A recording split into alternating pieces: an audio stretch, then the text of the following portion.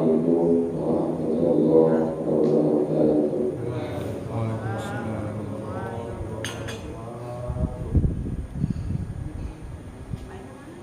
Alhamdulillah,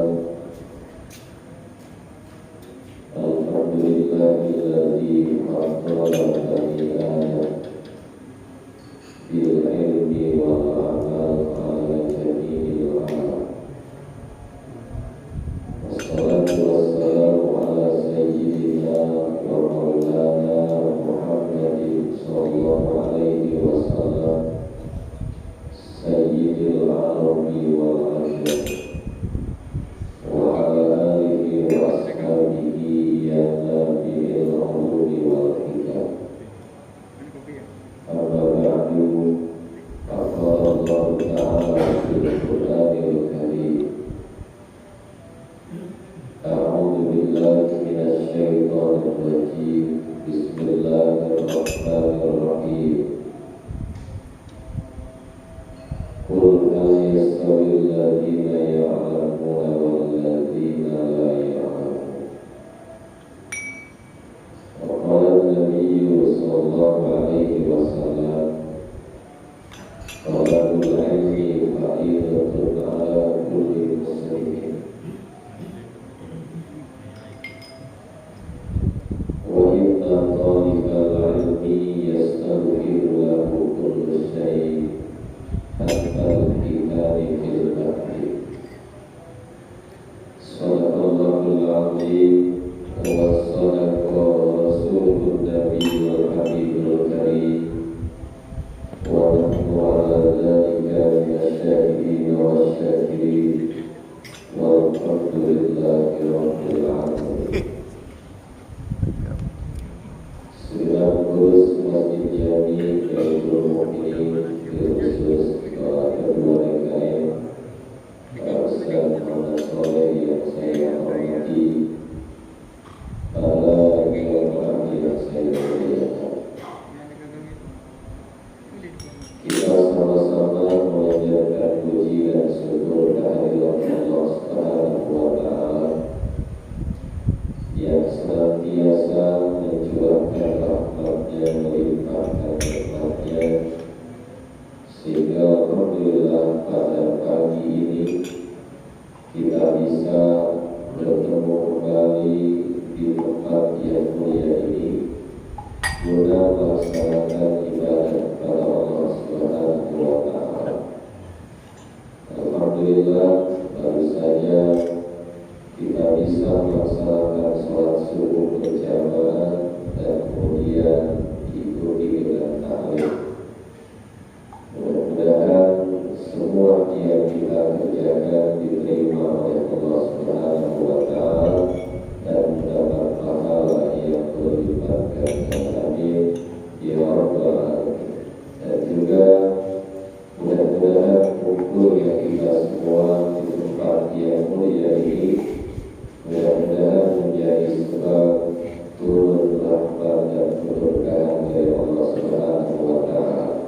Mudah-mudahan dosa-dosa kita diampuni oleh Allah Subhanahu wa Ta'ala, derajat kita ditinggikan oleh Allah Subhanahu wa Ta'ala, kebaikan kita terus ditambah oleh Allah Subhanahu wa Ta'ala. Amin ya rabbal alamin.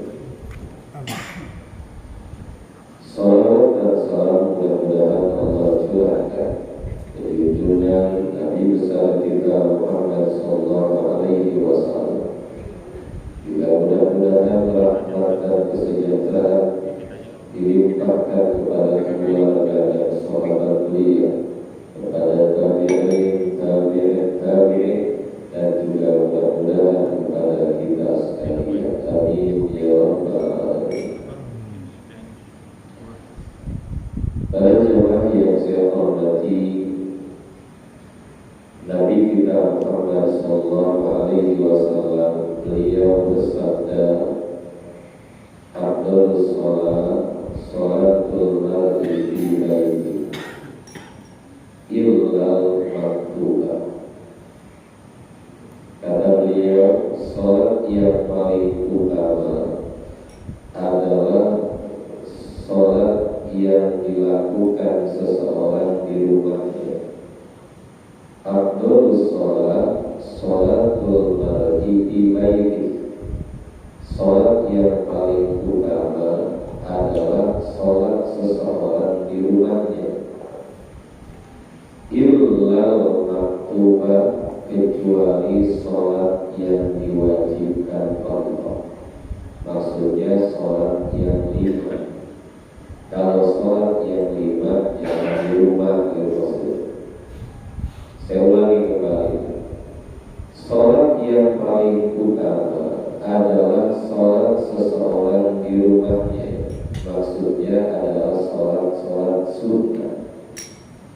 Illal maktubah, kecuali sholat yang diwajibkan Allah, yakni sholat yang 5. Kalau sholat yang 5 lakukan berjamaah di masjid atau di mushola. Para jamaah yang saya hormati, sholat berjamaah, sholat yang dilakukan bersama-sama, minimal berdua, imam 1, makmumnya 1. Kalau misalnya jamaahnya lebih banyak, itu lebih baik. Ada bahasa sholat seseorang bersama seseorang, berarti berjamaah lagi berdua. Itu lebih utama ketimbang sholat orang itu sendirian. Sholat seseorang bersama 2 orang, berarti jamaahnya 2-2. Itu lebih baik daripada sholat seseorang bersama seorang. Maka ketika sholat berjamaah jamaahnya lebih banyak, itu bahwa ahabbu ilallahi ta'ala, itu yang dicintai oleh Allah Subhanahu wa ta'ala. Sholat berjamaah itu lebih utama dibanding dengan sholat sendirian. Sering kita dengar sholatul jamaati afdalu min sholatil fardhi bisab'in wa ishrina darajah.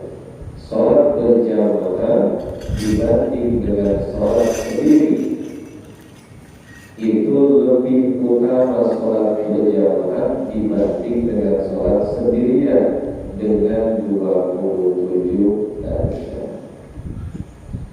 Tetapi ketika kita sholat berjamaah, ada banyak syarat yang harus diikuti.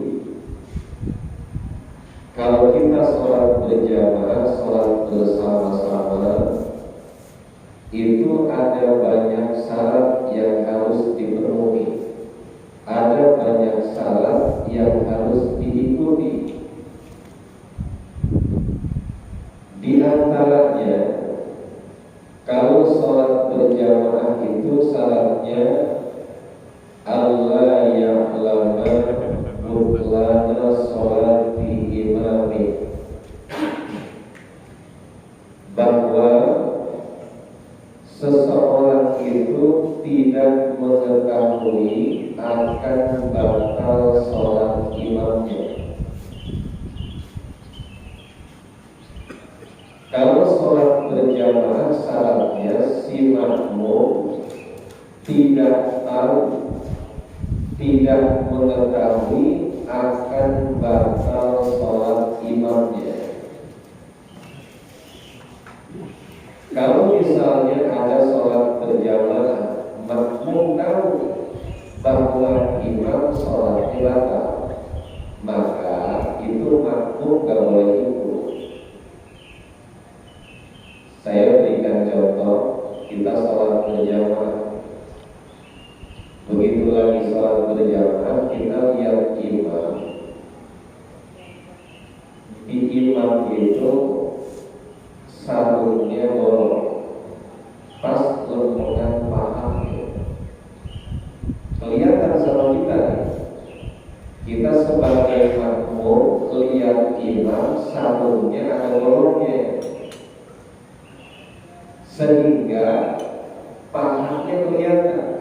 Berarti kalau paha kelihatan berarti aurat terbuka.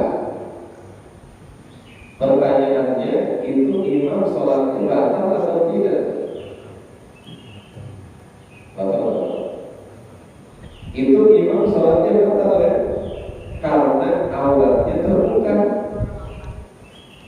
Karena syarat sah sholat bahwa seseorang itu mesti menutup auratnya. Di tengah sholatnya auratnya kelihatan, maka itu namanya auratnya terbuka, maka imam itu sholatnya batal. Kita makmum nih, tahu imam sholatnya batal di imam nih. Kalau misalnya kita sebagai makmum tahu bahwa imam sholatnya batal, maka kalau kita ikut terus bersama imam yang kita anggap batal, gak asal kita ikut imamnya. Ya, gak boleh kita ikut imam yang kita sudah tahu bahwa imam sholatnya batal. Bagaimana biar sholat kita gak batal? Berarti ketika kita tahu, langsung kita niat memisahkan diri dari imam, atau yang disebut dengan mufaroqah namanya. Begitu tahu, langsung saya niat mufaroqah atau saya niat misah. Itu untuk menyelamatkan sholat kita. Kalau kita terus saja walaupun kita tahu imam ini batal sholatnya, berarti kitanya sholatnya batal pula, gak sah berjamaahnya. Contoh lain, saya pernah sholat di belakang imam. Begitu kita lihat imam, kita sholat waktu suka ke depan pandangan kita lihat imam. Begitu dilihat imam itu injak tai cicak. Tai cicaknya baru jatuh, udah injak-injak karena sarungnya, karena bajunya. Ya, bajunya kebetulan pakai baju yang panjang, pakai baju gamis, jadi kena semua tuh. Imamnya gak sadar imamnya, tapi saya sebagai makmum ya, berarti saya tahu nih imam batal sholatnya, karena di bagian badannya, di sebagian pakaiannya itu terkena najis. Sedangkan syarat sah sholat itu mesti suci daripada najis. Ketika orang sholat itu ada najisnya, baik di badannya, di pakaiannya, di tempat sholatnya, maka orang itu sholatnya batal. Nah, kita tahu nih imam sholatnya sudah batal, maka yang tahu maka dia mesti memisahkan diri daripada imam untuk menyelamatkan sholatnya. Kalau dia tahu nggak tahu ikut terus, itu namanya ikut yang salah, ikut yang sudah batal. Karena kita ikut gaul sama yang nggak benar, ikutnya harus sama yang benar, ikutnya bukan sama yang rusak, ikutnya sama yang benar. Kalau kita nggak bisa pada saat itu, maka kita batal sholatnya. Bagaimana yang nggak tahu? Oh, yang nggak tahu lain lagi, nggak tahu masalahnya. Pada jemaah yang saya hormati, jadi kalau kita jadi makmum, begitu ikut bersama imam yang sudah kita tahu persis imam itu batal sholatnya, maka kita nggak sah ikut bersama imam itu. Tak berarti wajib memisahkan diri. Contoh lain, ada orang berdua sedang berada di tempat yang jauh dari keramaian, misalnya di hutan lagi, di hutan. Begitu berada di hutan, datang waktu sholat.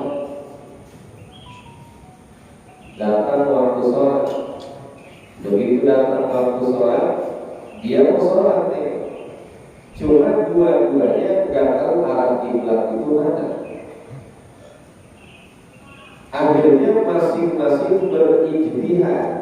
Artinya ijtihad di sini maksudnya mencari, ya, memusatkan pikiran dia bahwa kiblat itu mana.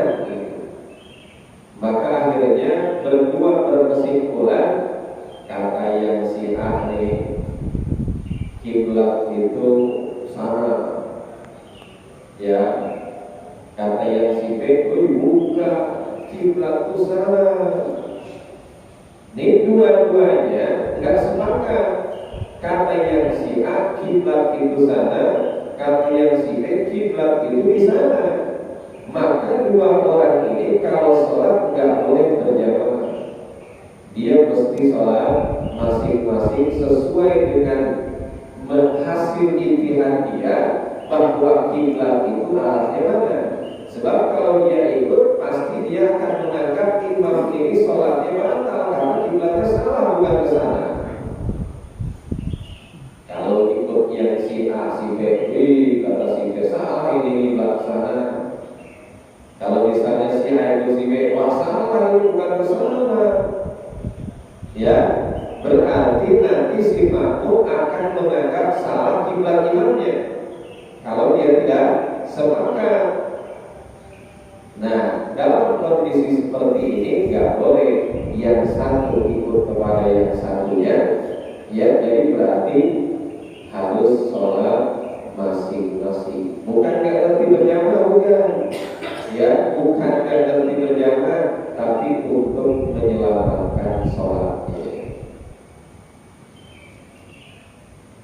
Para jemaah yang saya hormati, itu yang pertama. Kemudian yang kedua, Allah yang takida wujuba qada'iha alaih. Syarat berjamaah bahwa si makmum tidak meyakini bahwa si imam ini sholatnya mesti diulang. Artinya ketika sholat berjamaah nggak boleh si makmum ikut kepada imam yang nanti si imam sholatnya mesti diiadah. Contohnya, ada orang yang sholat dengan tidak berwudu dan sholat dengan tidak tayammum. Maka sholat yang dilakukan tidak berwudu dengan tidak tayammum, maka sholatnya mesti diiadah. Artinya diiadah, diulang kembali sholatnya. Contoh, ada bahasa kalau dalam kitab fikih Syafi'iyah ada yang disebut dengan faqihut tahurain. Faqihut tahurain. Faqihut tahurain. Faqihut tahurain itu adalah orang mau sholat tapi tidak mendapatkan dua alat untuk bersuci. Kan alat untuk bersuci misalnya air atau debu.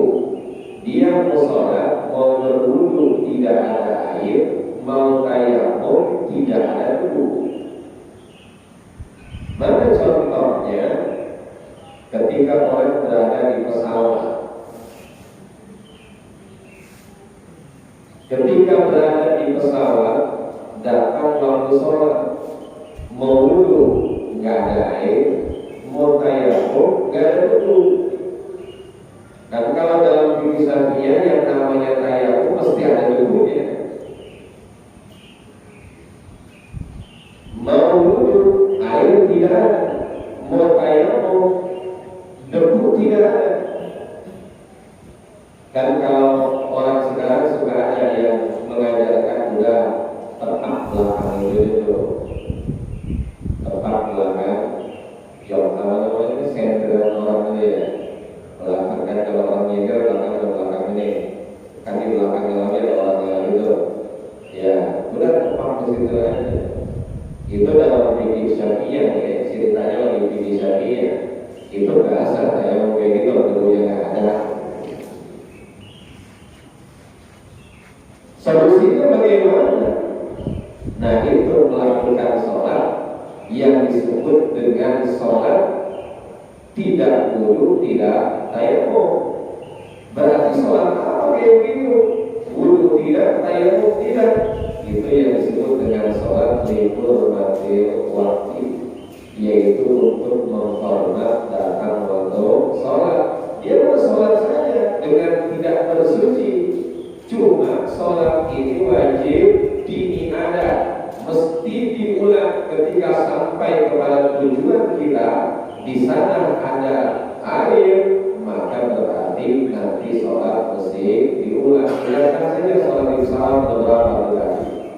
Misalnya kalau cuma satu berarti itu ulang satu itu.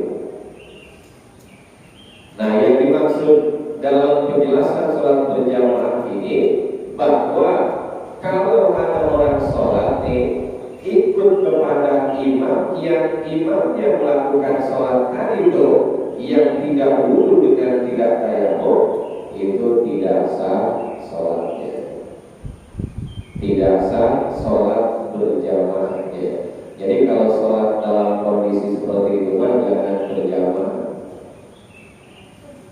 Kira-kira bisa nggak terjadi selain di pesawat kondisi seperti itu? Bisa jadi orang dalam keadaan sakit, orang dalam keadaan sakit, misalnya berada di rumah sakit yang banyak kabelnya, atau di infus kan ribet itu, pakaian kita juga belum tentu sucinya. Begitu datang waktu sholat, sudah dia sholat sebisanya, atau yang disebut dengan sholat lihurmatil waktu. Nanti ingatkan tuh selama kita sakit berapa sholat yang kita sholat melakukannya dengan cara seperti itu. Nanti kita iadah ketika kita sehat. Ada bahasa iadah, ada bahasa qadha. Kalau bahasa qadha di waktunya nggak sholat, nanti dilakukan di luar sholat. Tapi kalau diiadah di waktunya dia sholat. Cuma nanti sholat lagi itu namanya diulang, namanya iadah gitu. Kalau qadha begini namanya qadha. Seperti Nabi kita Muhammad sallallahu alaihi wasallam di dalam riwayat hadis, beliau pernah meninggalkan sholat sunnah ba'diyah zuhur. Beliau pernah meninggalkan sholat sunnah ba'diyah zuhur. Kan sholat zuhur itu ada sholat sunnah rawatibnya, ada qobliyah, ada ba'diyah. Qobliyahnya dilakukan, begitu ba'diyahnya sibuk. Banyak yang berurusan dengan Nabi kita Muhammad SAW, sehingga beliau gak sempat melakukan sholat sunnah setelah zuhur. Maka akhirnya itu sholat sunnah ba'diyah zuhur diqadha oleh Nabi setelah sholat asar. Begitu datang waktu sholat asar, habis asar kan biasanya gak ada sunnah kan? Setelah asar tidak ada sunnah, setelah subuh tidak ada sunnah. Tapi karena Nabi mengqadha sholat sunnah ba'diyah zuhurnya, maka bisa dilakukan walaupun setelah asar. Itu namanya qadha tuh. Kenapa qadha? Dulu pada waktunya setelah zuhur gak dilakukan. Nah sekarang dilakukan. Nah kalau kita perhatikan ini, Nabi baru yang sunnah aja dibayar. Sunnah aja dibayar. Kalau sunnah dibayar, apalagi yang wajib. Itu kan? Apalagi yang wajib. Nah sekarang pertanyaannya, kita pernah nggak ninggalin sholat wajib? Ya hitungnya jangan dari kecil, hitungnya dari balai. Kira-kira dari usia baik sampai sekarang pernah nggak tinggal sholat yang 5? Jawabnya bukan pernah lagi gitu jawabnya. Misalnya kalau pernah berarti itu sholat mesti dipotong. Kayak begini nih, kita tidur jam 10, begitu bangun jam 7. Hebat itu tidurnya ya. Ya, misalnya tidur jam 10 kan biasa normal, jam 10, jam 11 biasa lah gitu. Tapi begitu bangun jam 7, subuh masih ada nggak waktunya? Udah ada kan? Udah habis dari? Udah habis waktu kalau subuh sudah tidak ada. Nah yang jadi pertanyaan ini subuh kita diapain ini? Lakukan apa tidak? Ya, itu sholat subuh mesti dikodok. Ya, mesti dikodok walaupun waktunya sudah habis. Yang disebut dikodok itu berarti melakukannya sudah di luar waktunya. Kalau melakukan masih di dalam waktunya namanya adaan. Tunai namanya. Makanya kalau kita sholat pakai lafaz usholi, jadi pakai lafaz usholi fardhu subhi rak'atain mustaqbilal qiblati. Kalau di waktunya ada lillah kita. Tapi kalau sudah di luar waktunya menjadikan menjadi qadaan lillah kita. Gitu.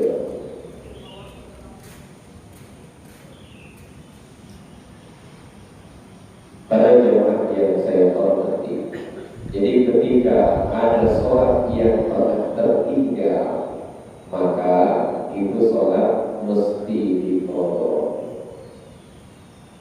Man nasiya an sholatin, man nama an sholatin aw nasiyaha falyusolliha idza dzakaraha. Dalilnya hadis Nabi kita Muhammad sallallahu alaihi wasallam, man nama an sholatin aw nasiyaha falyusolliha idza dzakaraha. Barang siapa yang tidur sampai tinggal sholat, tidur kayak tidurin Allah, tahu-tahu sudah habis waktunya. Kecuali orang yang pura-pura masih tidur, padahal datang waktu sholat dia tidak ada, dia tahu yang adanya siapapun dia paham, tapi dia belum. Mata berat banget itu bangun lagi, begitu bangun lagi lewat waktunya. Ya, ini sholat yang seperti ini wajib dikodok atau tidak? Kodok, cuma tetap dia punya dosa besar. Tapi kalau orang yang tidurnya sama sekali tidak tahu, dia tidak berdosa. Dia begitu bangun sama sekali dia nggak dengar suara azan, yang bangunin juga tidak ada. Begitu bangun waktunya sudah habis. Nah itu sholat wajib dikodok dan dia tidak berdosa. Itu yang disebut dengan udzur sholat. Al-aqdaru sholat isnani. Udzurnya sholat itu ada dua, yaitu an-nawmu wa nisyan. Satu tidur, dua lupa. Satu tidur, dua lupa. Kalau orang tidur beneran sehingga waktu sholat nggak tahu datangnya sampai lewat waktunya, itu dia tidak berdosa, tapi sholat mesti dikodok. Atau lupa. Ada orang yang lupa sholat. Kalau sekarang nggak harus lupa karena ada dari semua arah dan kencang-kencang suaranya. Ya, ditambah HP-nya bunyinya ada juga. Ya. Ia nggak harus lupa. Kalau lupa bisa jadi lupa, orang kerja sedang seriusnya, suara azan dari mana-mana nggak ada. Kan di kampung baru nggak ada azan. Ya musolanya nggak punya speaker, masjidnya nggak ada speakernya. Walaupun ada kedengaran di depan masjidnya doang, rumahnya jauh nggak ada suara azan. Makanya pantas juga ada lupa.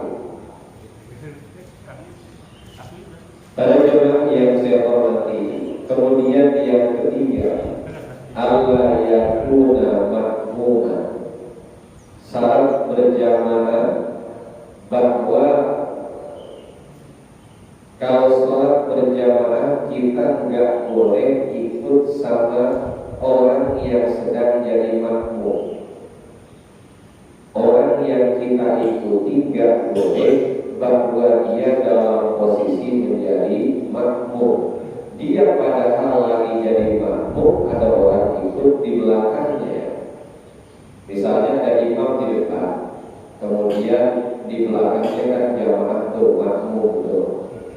Nah kalau misalnya ada orang di belakang lagi ikutnya sama si makmum, harusnya ikutnya sama imam yang di depan, tapi dia ikut sama si makmum, itu nggak boleh.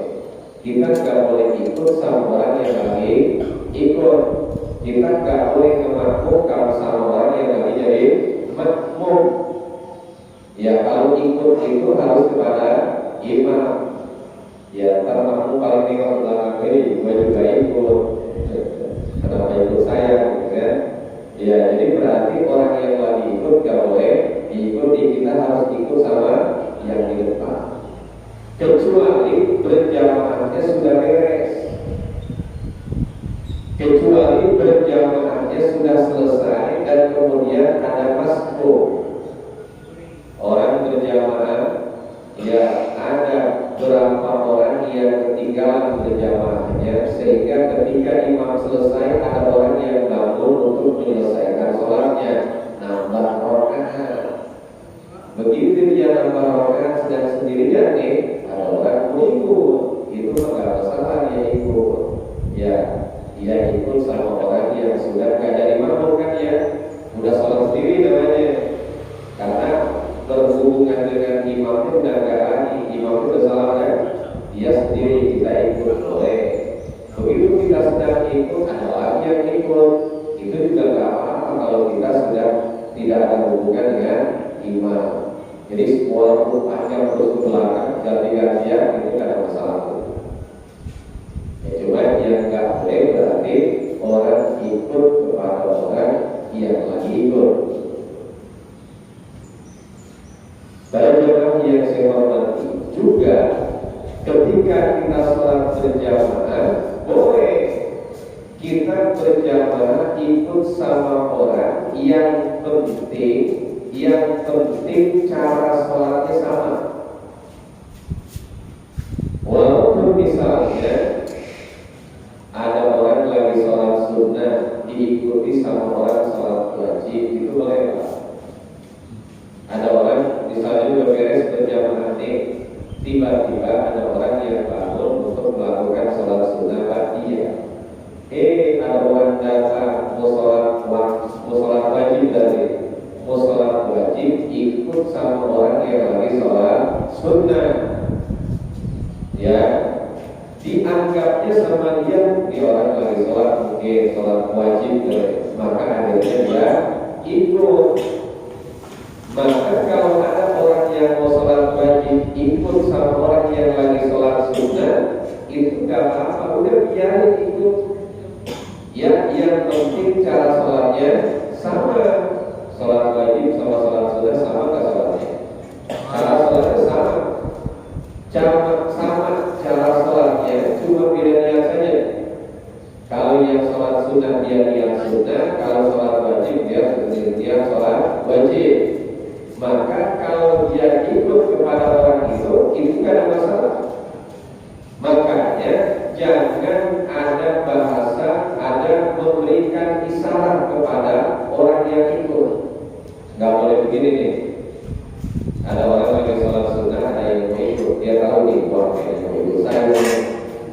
Akhirnya tangannya ke belakang gitu. Itu nggak usah begitu.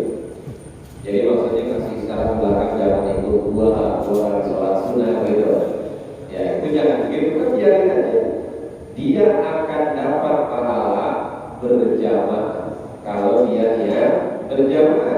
Jadi kalau dia makmum ikut kepada imam, dia tetap dapat pahala berjamaah. Yang penting yang diikutinya sholatnya nggak beda.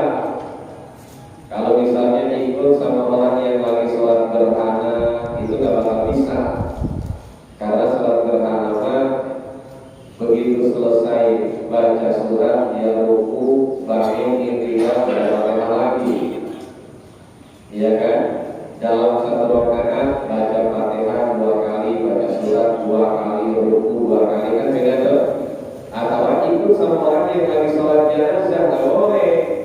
Sebab kalau ikut sholat orang yang lagi sholat jenazah, nggak bakal ketemu ruku, nggak bakal ketemu sujud. Nggak atur berarti cara sholatnya.